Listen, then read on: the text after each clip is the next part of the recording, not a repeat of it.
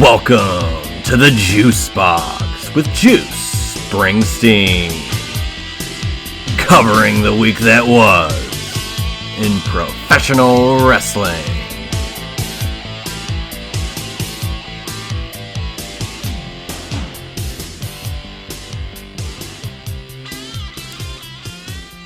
And welcome everybody to this week's edition of the Juice Box. I am Juice Springsteen here on Friday the 13th, a holiday for some, but terrifying for others. But we here at the Juice Box love Friday the 13th.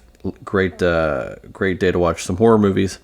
If you want to watch the Friday the 13th series, I recommend the 6th movie. I would also recommend Freddy vs. Jason. Jason Takes Manhattan, the 8th movie, is okay, but there's a lot of good stuff if you're into horror and you want to watch something on Friday the 13th. So be my guest. But be my guest at this time here in the Juice Box. Quite an interesting week. We had All Out this past week.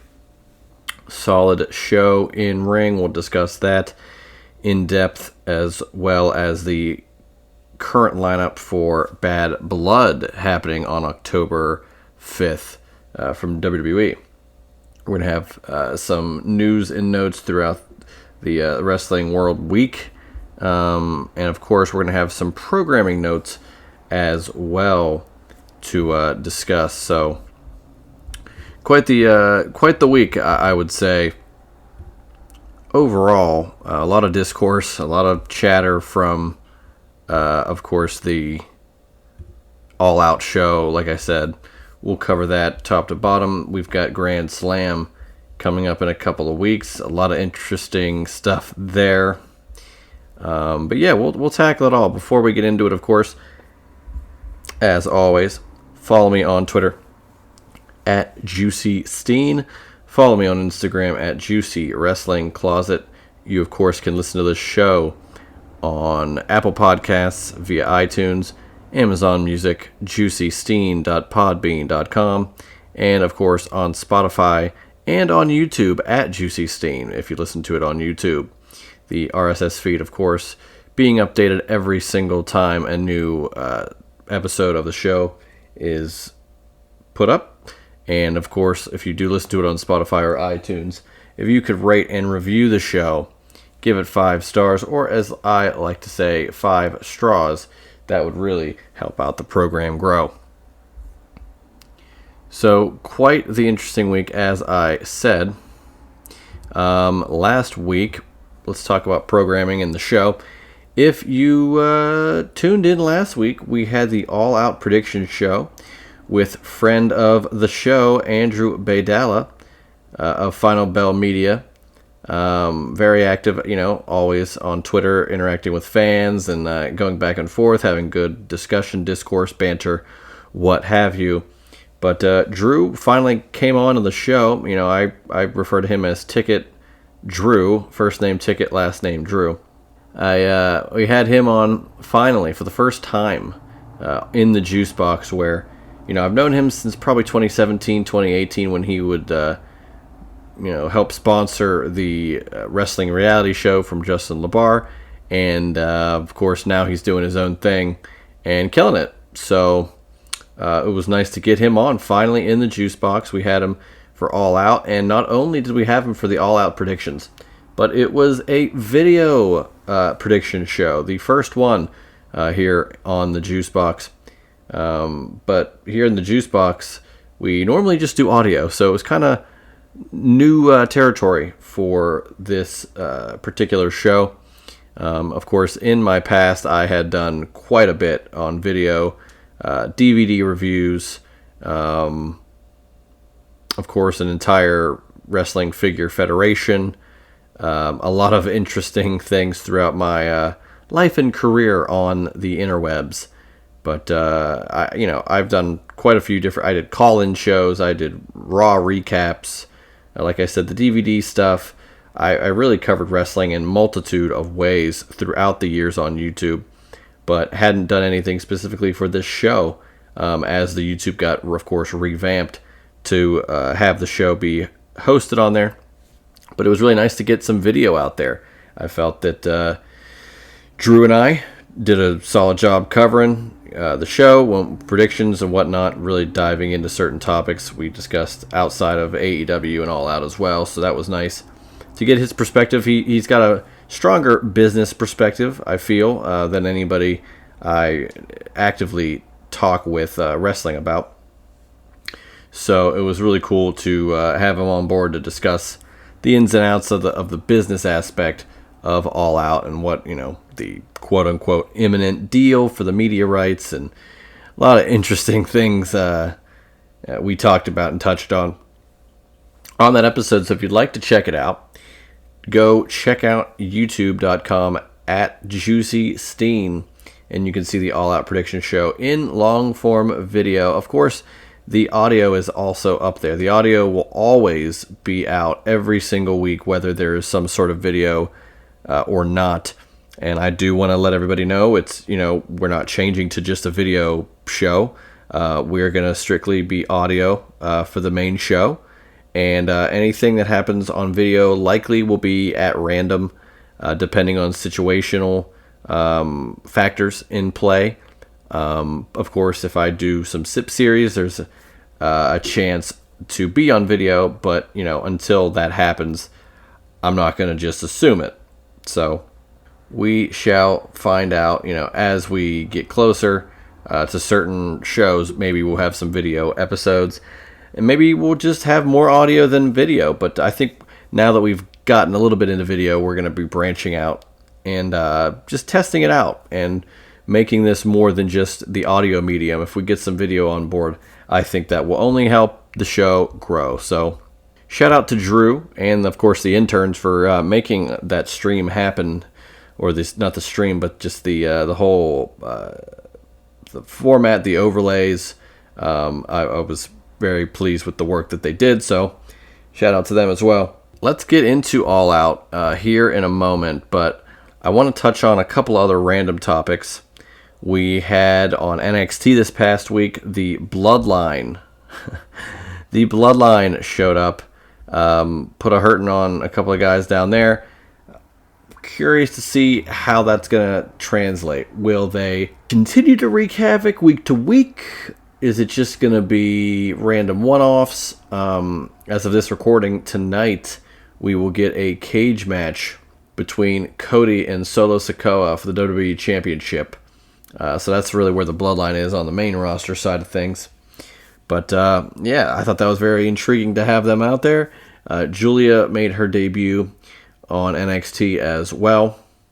Her in-ring debut against Chelsea Green, the highest rated segment on the NXT program this week. So shout out to NXT, really doing the most.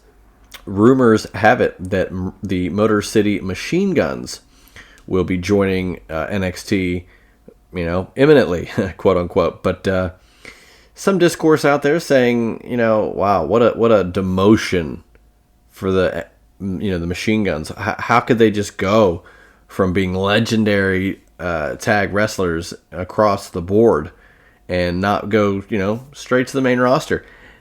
I think some of that ties into, well, if they were to go to AEW, they likely would be on the main cards, and they would be in NXT. But I think NXT is actually a lot more than, quote, developmental these days. I think it's got a lot of promise. It's got a lot of older talent going down to Orlando and NXT and really honing in on certain skills, helping the younger guys and girls out. A lot of different things and great things happening down there that I think benefit WWE as a whole instead of just it being, quote, developmental.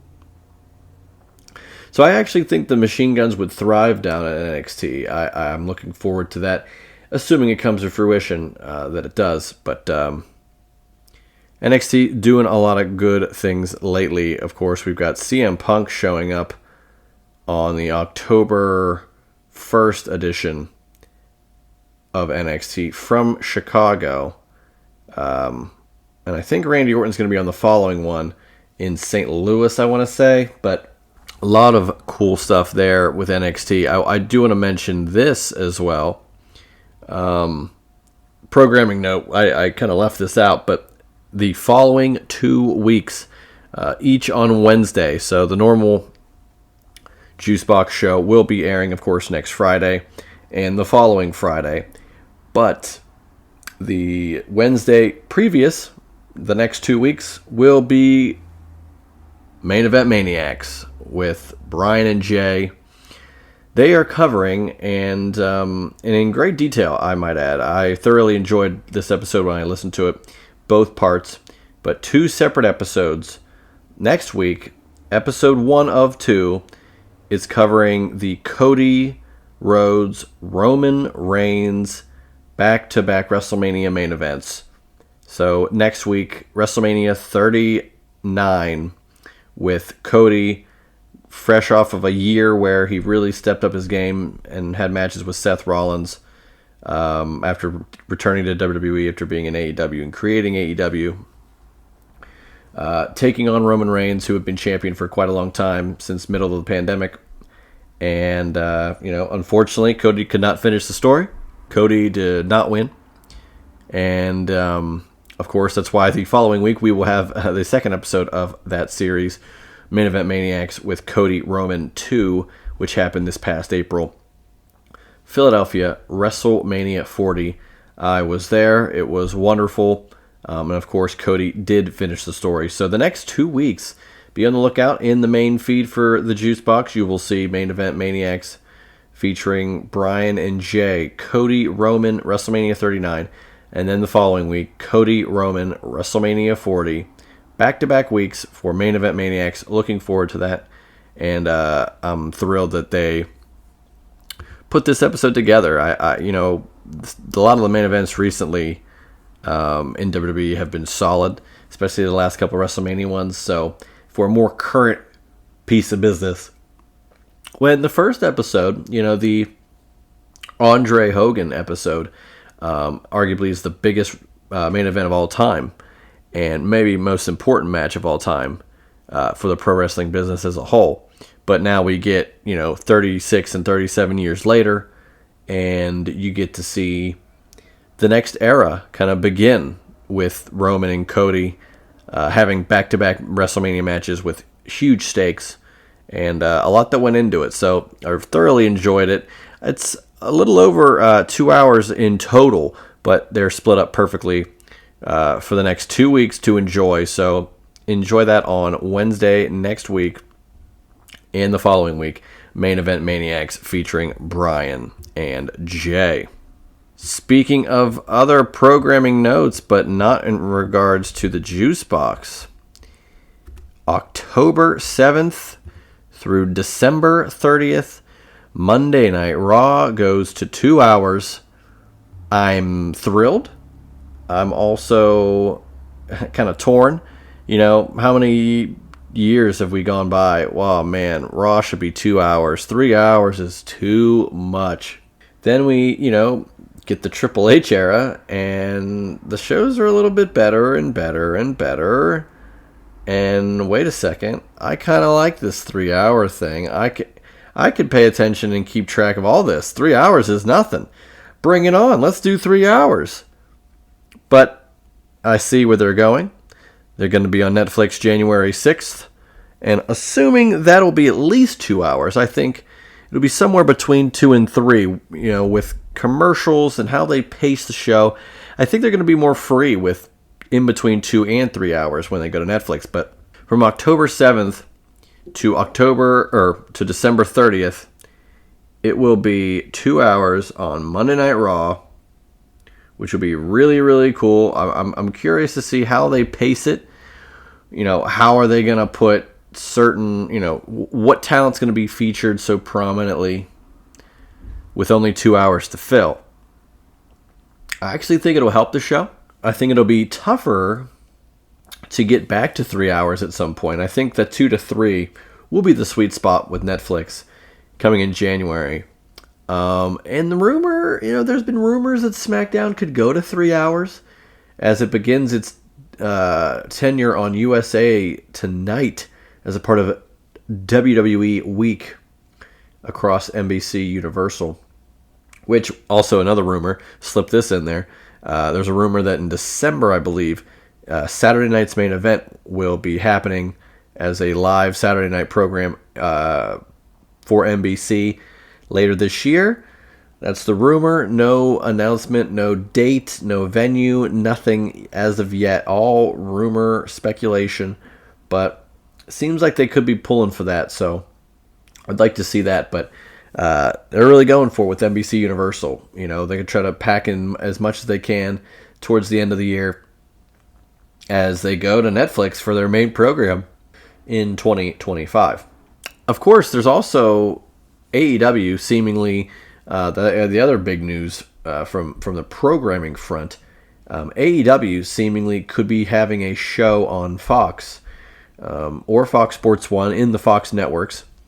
And no, Fox didn't dump WWE to have AEW. The deal was 5 years. It was signed in 2019. It is now 2024. The deal is done. And that's that. Like, AEW can go wherever they want. Like, Fox can do whatever they want. They can choose what to air and what to have on their programs. So, it seems like they're going to get Shockwave potentially. If this is what if it's going to be a new program, could be. No other details, but that's the rumor. I would not mind if Rampage, unfortunately, got the boot.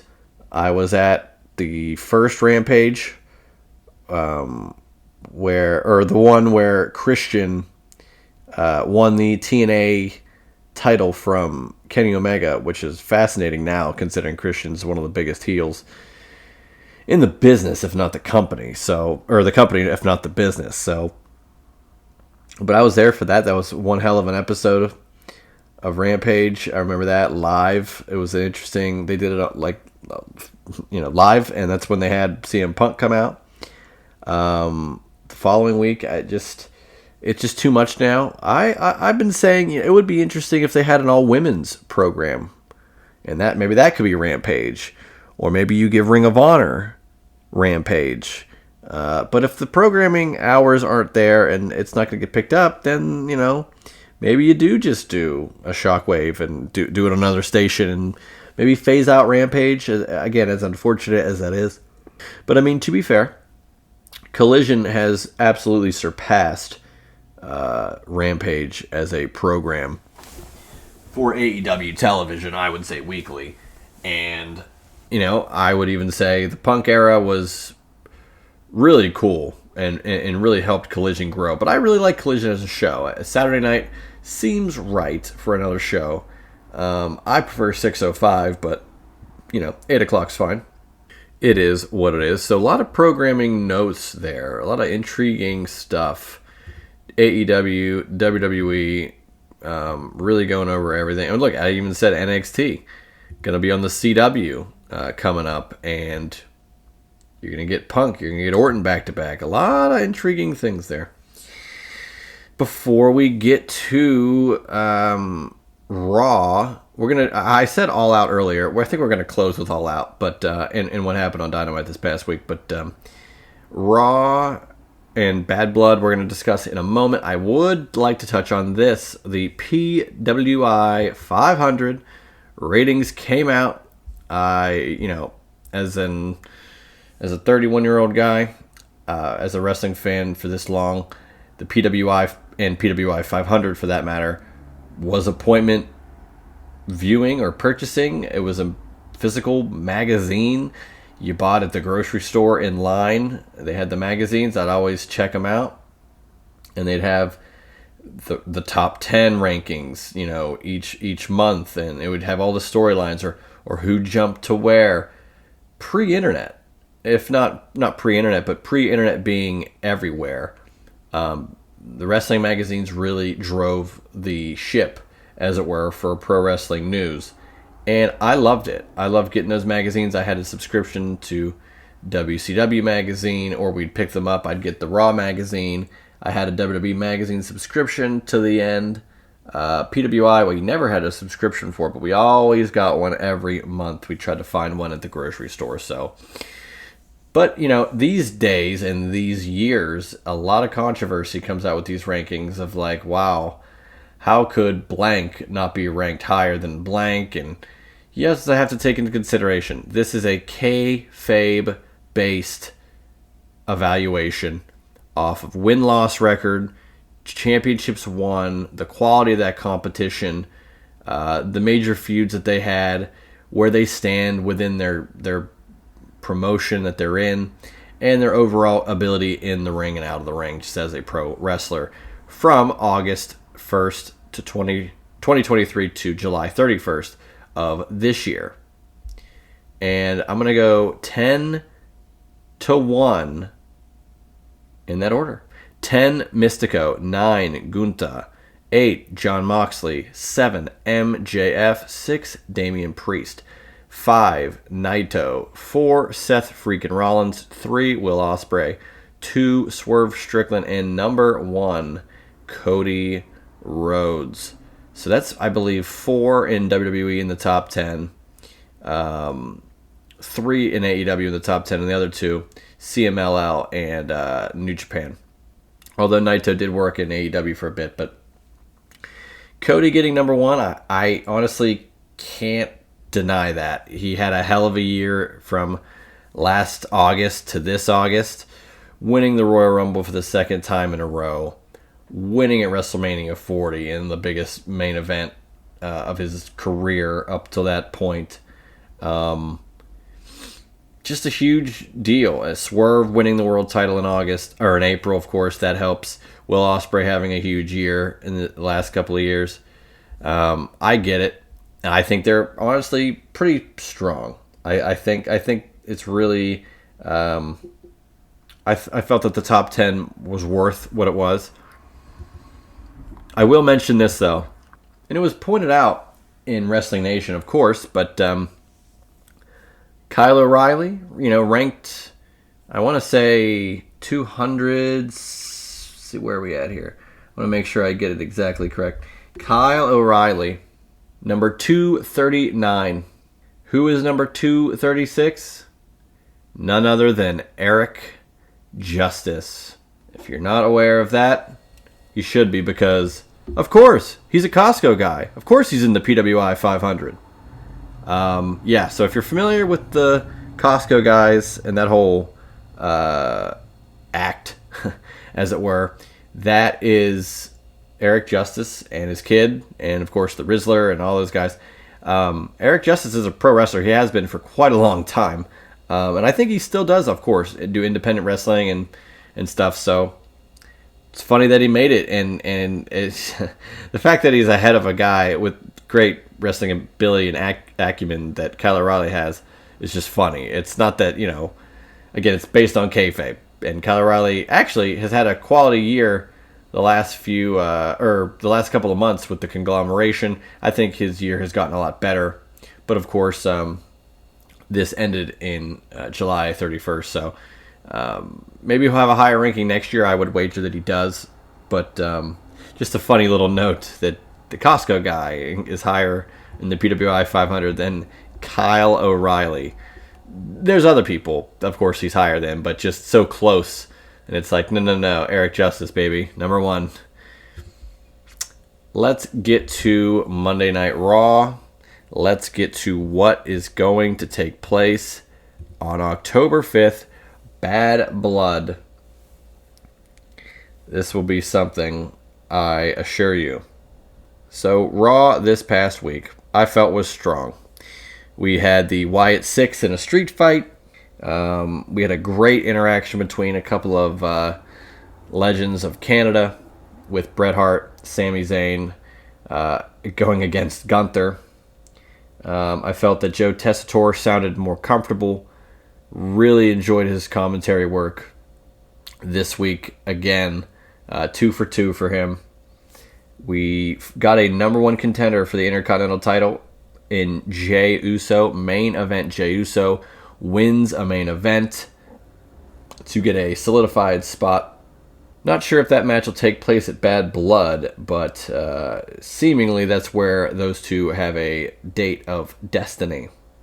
So the Bret Hart interaction, Sami Zayn, Gunther, that whole thing, I felt there was a tiny little moment that I noticed that I posted on Twitter where Bret Hart comes into the ring and Wade Barrett's in the ring, and Bret kind of, he's getting the song's still going. He's kind of looking in the ring, walking around, and you kind of notice him ask Wade, like, "Hey, which way is the hard cam?" And Wade just kind of gently says, "Oh, it's over there," and points him to the hard cam side, which I thought was very sweet and like a gentle moment from a veteran of the business and a current, announcer trying to help out his elder statesman figure out where the hard camera was. We, of course, on my tweet, we had people saying, "Well, if it was an AEW, that's why he didn't realize that there were fans over there, and he wasn't sure." And I mean, the Twitter tribalism is alive and well, but I just felt it was really sweet of Wade Barrett to do that. But the segment was great. Sami Zayn coming out in the Johnny Gaudreau Calgary jersey, which was a really nice touch.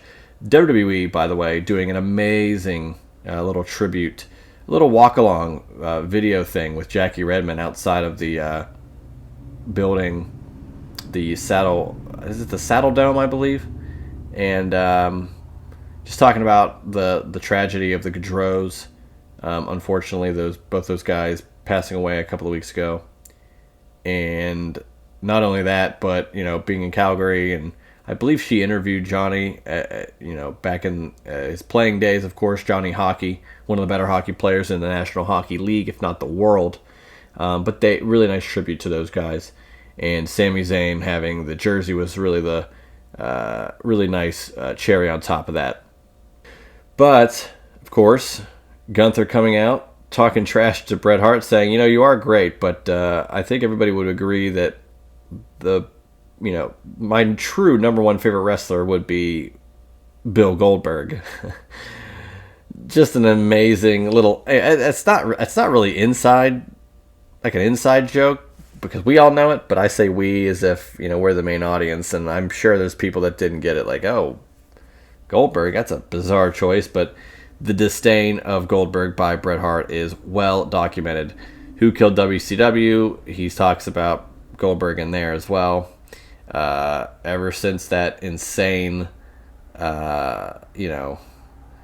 ending of his career, lack of a better term, at Starrcade 99.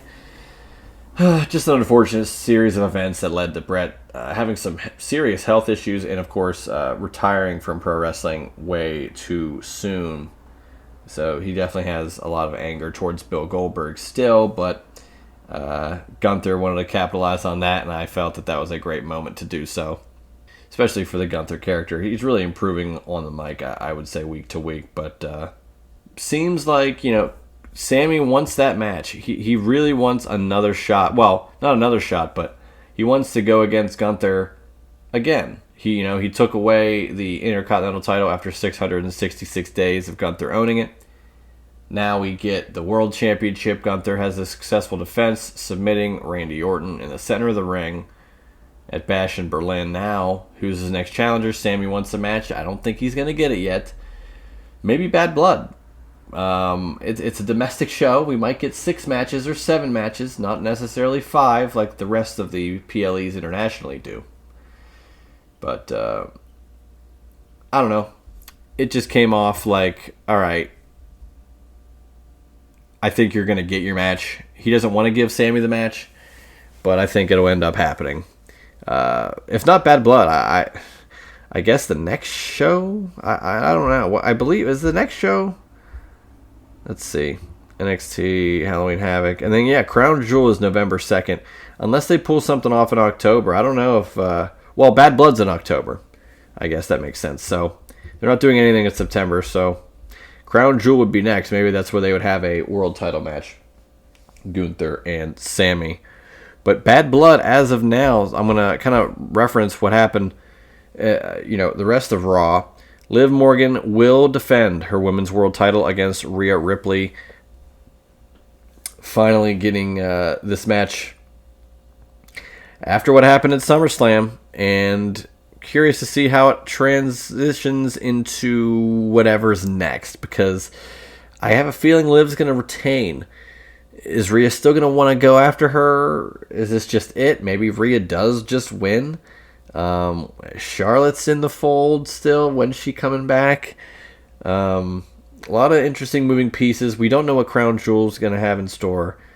Natalya returned in Calgary, which was really cool. Shout out Josh Eisenberg. But I don't think Natalya is going to be going up next for the world title. But we'll see. We shall see. Damian Priest and Finn Balor have a match set as well for Bad Blood.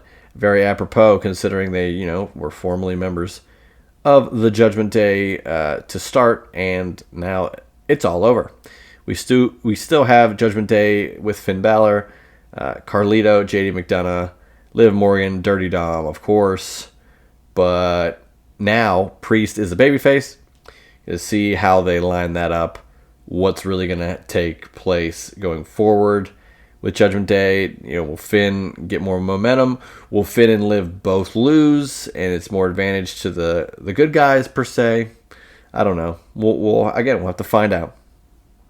And of course, it is finally confirmed. CM Punk takes on Drew McIntyre in Hell in a Cell. So 27 years to the day of the first Hell in a Cell match, which was in your house, Bad Blood.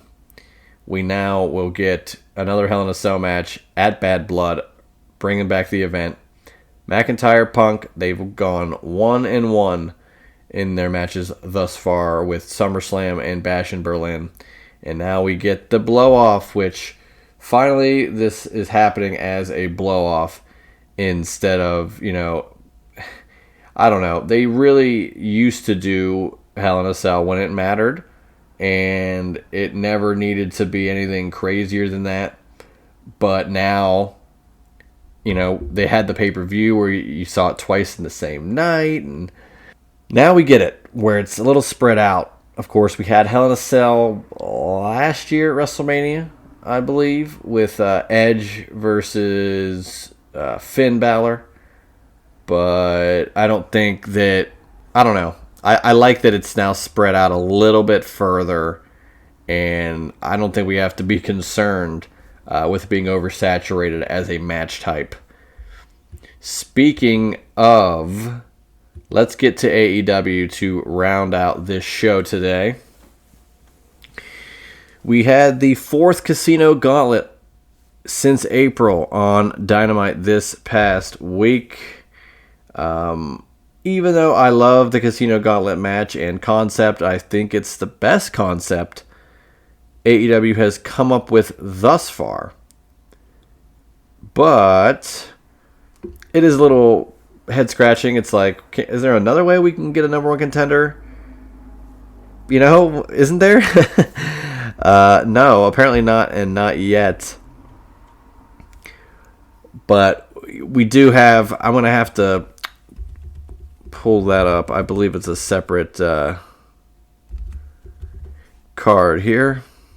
Yeah, so Grand Slam, even though it's not a pay-per-view, is the next big show for AEW. 3 matches confirmed.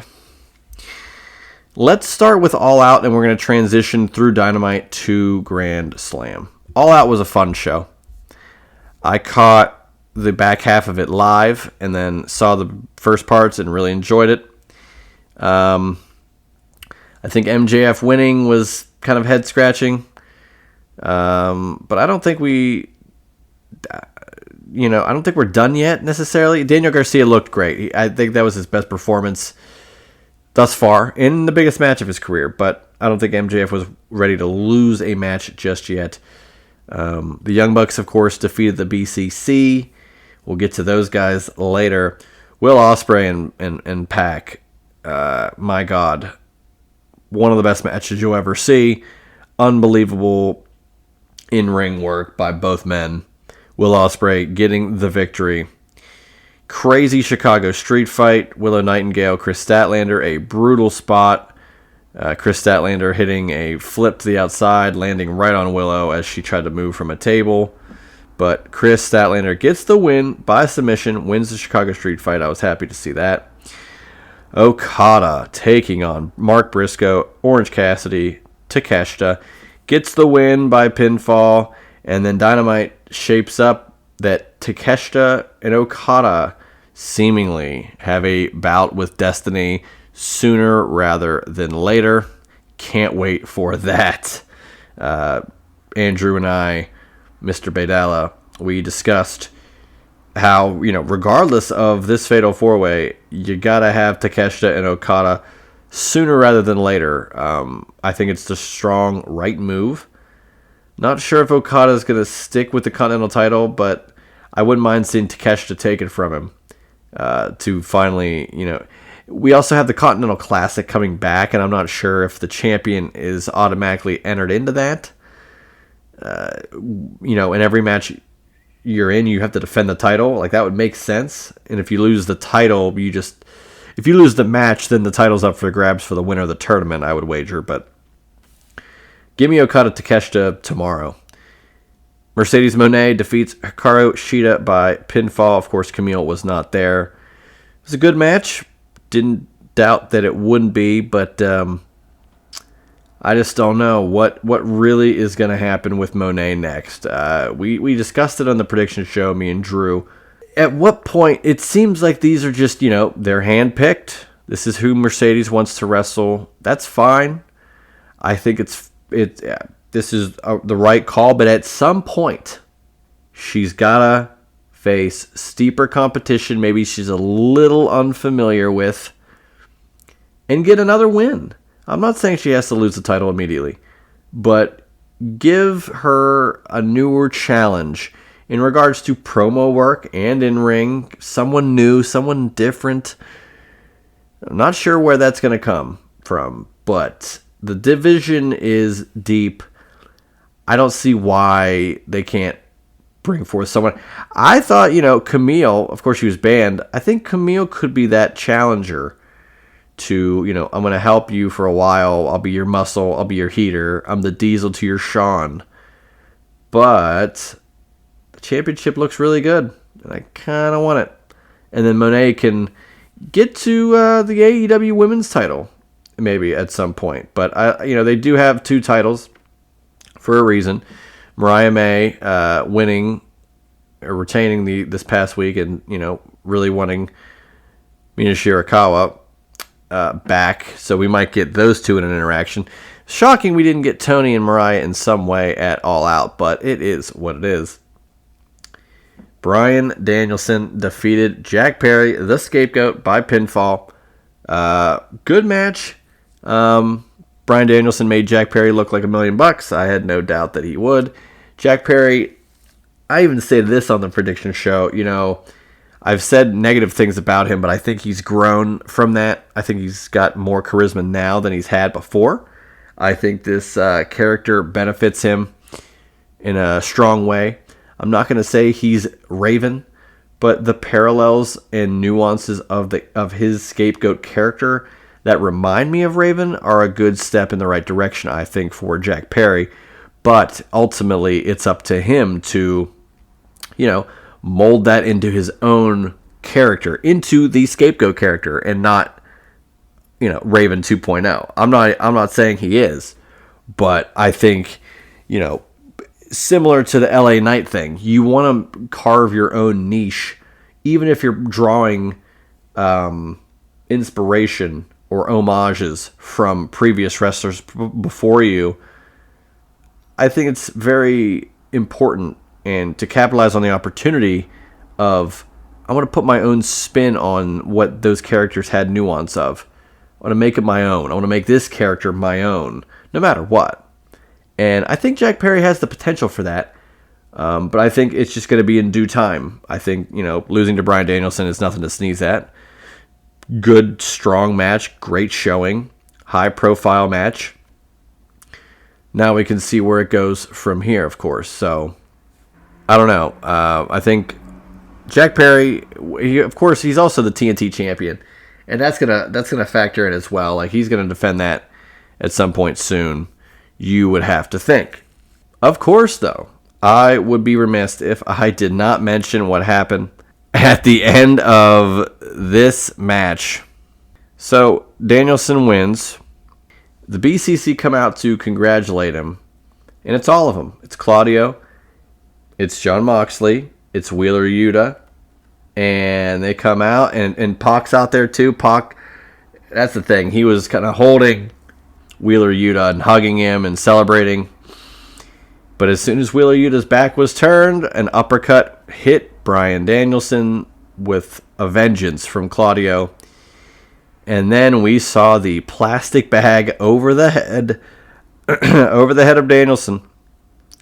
Not unlike we saw back in '89 with Terry Funk putting a shopping bag over the head of Ric Flair.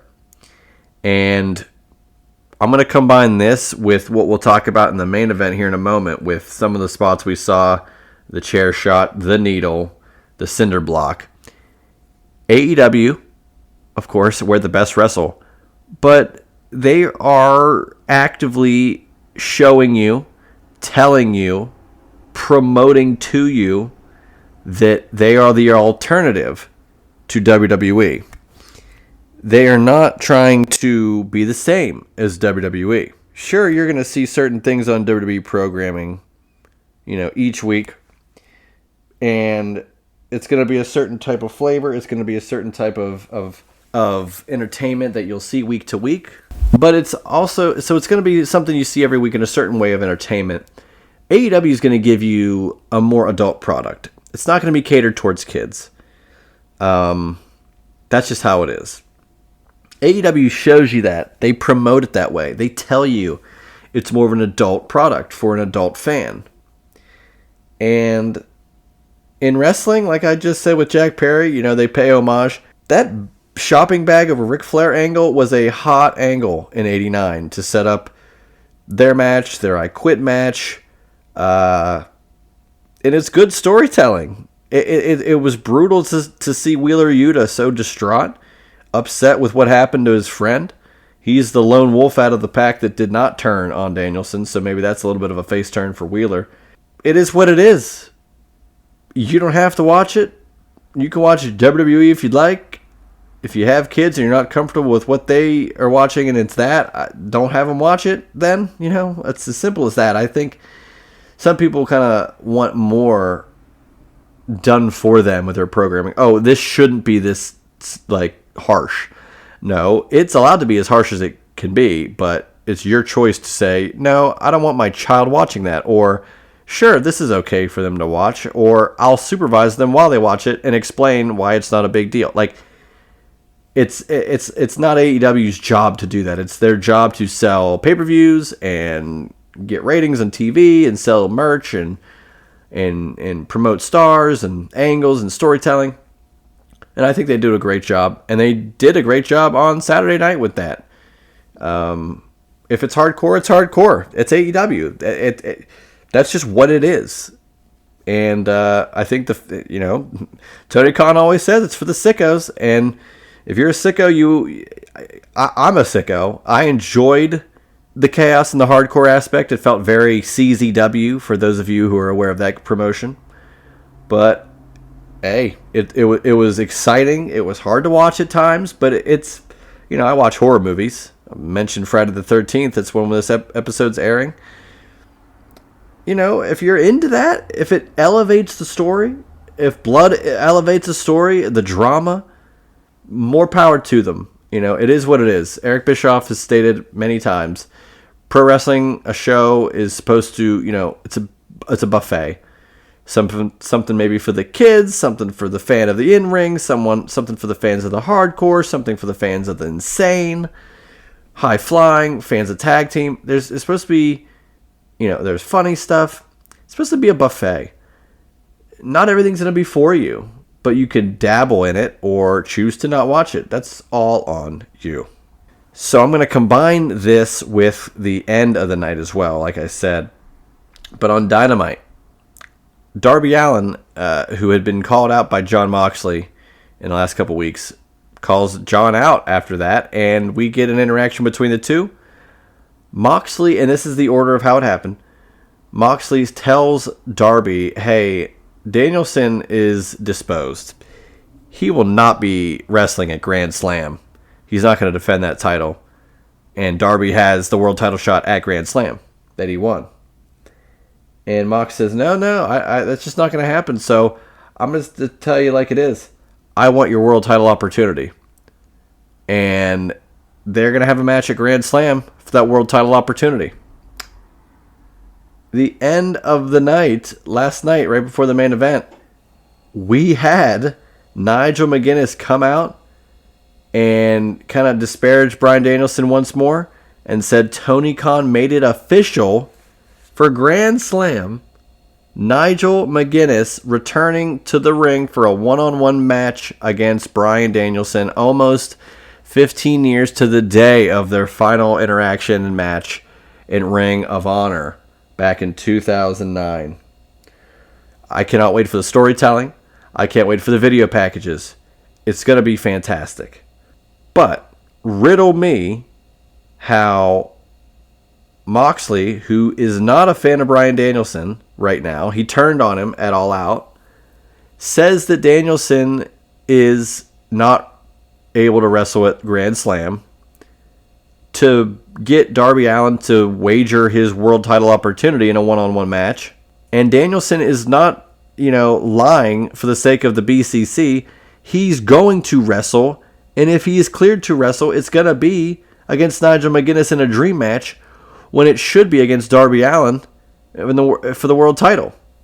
So I get it. Mox is saying, look, he's not going to wrestle. Let's have this match. Darby says, all right, I'm in. And Nigel is going to have the match with Bryan under the fact that Bryan has to be cleared first. So my thing is, okay, let's in kayfabe, let's say Bryan's not cleared to wrestle. Well, then Darby should be like, okay, well, I'll wait. I'm not going to put up my world title opportunity just because you don't think he's going to wrestle. If he can't wrestle, I'm not doing it. But if he's going to wrestle, I'm going to wrestle Mox and forfeit that potentially. It just didn't come off as either smart for Darby, or it was all in cahoots between Bryan and Mox, but that's impossible considering Mox just turned on Bryan in a big bad way at the pay-per-view. So I would just like to have gotten these two matches a little easier or more organic, or a way that's not convoluted that makes more sense, but I'm going to give Tony Khan credit where credit's due. Nigel McGuinness and Bryan Danielson in 2024 is amazing, unreal, unbelievable, and I'm thrilled to watch it. I'm upset I won't be able to be there, but I'm stoked to see it happen at Grand Slam. Grand Slam has had some wonderful matches in its history. So we get Bryan Danielson versus Nigel McGuinness. We'll get Darby Allin defending the AEW World Title opportunity against Jon Moxley.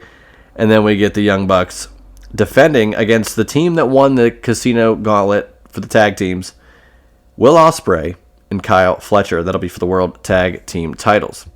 So that'll be a fun match. Will Ospreay and the Young Bucks should be nothing short of amazing. I will touch on a couple more things before we talk about the main event of All Out. Sammy Guevara and Ricochet had a wonderful match on Dynamite. Felt that was just a great in-ring bout. Like I said, Jack Perry, I don't know what's really going to be next. The scapegoat bus is cool. It is what it is. I just need to see more elevation of his character. And Mariah May did get a win, but that's when she did say, I really want Mina Shirakawa back to, I guess have a match, really be friends. But I think Mina's going to say, I want a match. I want the title. I think it'll be nice for a little bit. But we also had the Learning Tree. Hi, guys. Have a trios match. A little bit better than a squash match, but it wasn't really that much.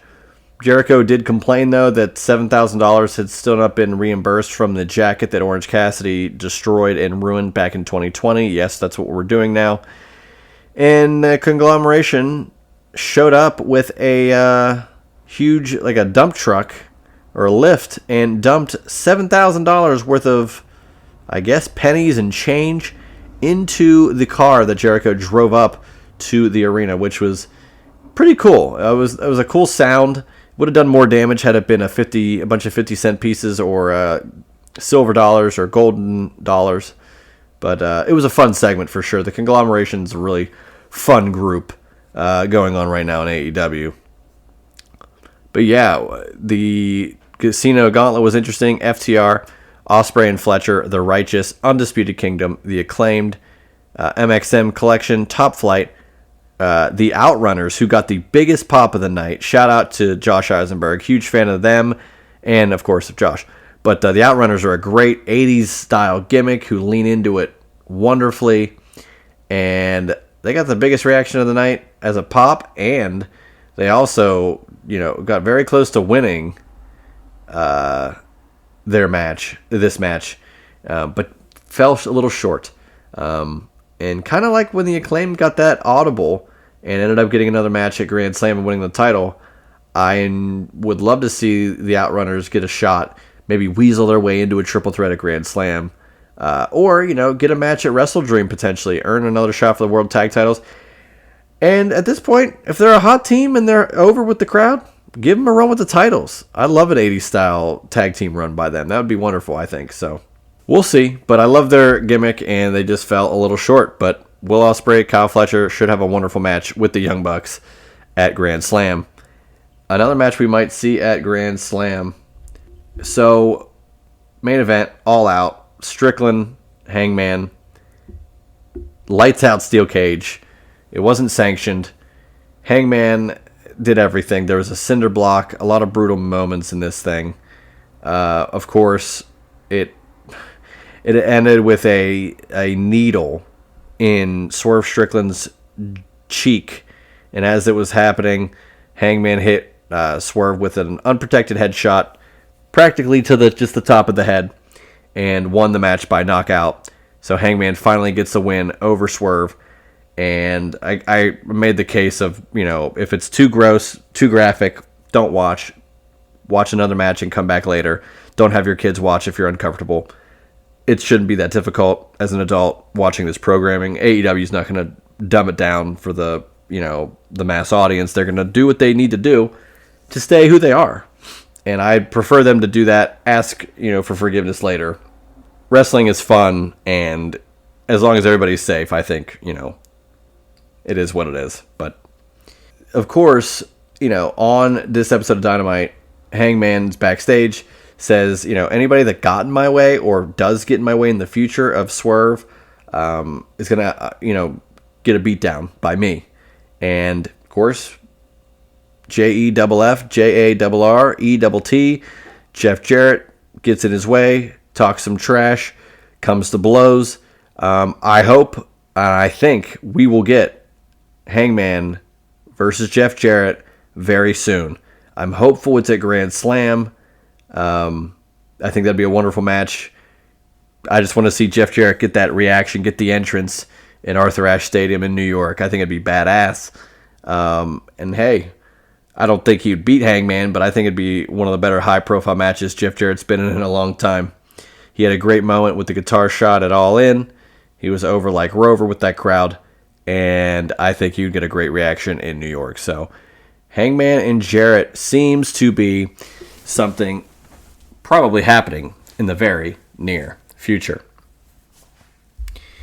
So I think that's pretty much all I have here on the Juice Box this week. We had quite a bit in the last few weeks. 3 straight prediction shows in a row with All In, Bash in Berlin, All Out. Shout out to Josh Eisenberg. Shout out to Lucas and Loper. Shout out to Andrew Baydala for all contributing on the prediction shows for all these previous PLEs and pay-per-views. Looking forward to doing more with those guys. Looking forward to doing more video at some point. Get some SIP series done. Got a lot of ideas in the hopper that we're matriculating here, hopefully through the end of 2024 into 2025. So, of course, Main Event Maniacs, check those guys out next Wednesday and the following Wednesday. We will get Main Event Maniacs, Cody versus Roman Reigns, 1, and then the following week we'll get their second match for Main Event Maniacs, discussing their Mania 39 and 40 matches, which will be really, really fun. I really enjoyed those episodes. I think you guys will too. So shout out to Brian and Jay, of course, from Main Event Maniacs. yeah, next week we'll have another great episode. We've got a couple more weeks until Grand Slam. October 5th is Bad Blood, and I do believe Wrestle Dream is October 12th, which is also a Saturday. So back-to-back Saturdays. The first two in October will be pay-per-views, or PLEs, as it were, for the major two companies. And then we're really on our way, because we've got Survivor Series in November at the end of that month, and we are already, approaching fall and getting to where the year's coming to a close, and we're going to start talking about the Rumble again. So, man, more things change, the more they stay the same. So, really hope you guys enjoyed All Out this past weekend and the shows this week. Of course, remember next week, we got SmackDown tonight on USA. Should be a fascinating watch. Maybe we'll see Dwayne. Who knows? Maybe we'll see Jimmy, Jay, something with the bloodline interesting with that cage match. I'd wager you probably will see Jimmy maybe come back in a big bad way, but who knows? It should be a fun cage match. 2 cage matches within a week's time. Better for the pro wrestling fan out there that loves all wrestling. But yeah, tune in, Main Event Maniacs, next week and the following week. Juicebox, regular episode next Friday, complimentary to the Wednesday Main Event Maniacs episode. But as always, follow me on Twitter at JuicySteen, Instagram at Juicy Wrestling Closet, subscribe to the Juicebox on YouTube at JuicySteen, or listen to it on Spotify, Amazon Music, listen to it on Apple Podcasts, via iTunes where you can leave a rating and review, or juicysteen.podbean.com. So don't hesitate to reach out to me on Twitter or Instagram. Talk wrestling, talk WCW, talk wrestling memorabilia. I'm here for it. So hope you guys enjoyed this week on the Juice Box and this week in pro wrestling as a whole. But until next time, I'm Juice Springsteen, and this has been another episode of The Juice Box. That was The Juice Box with Juice Springsteen. Make sure to subscribe to The Juice Box wherever you listen to podcasts.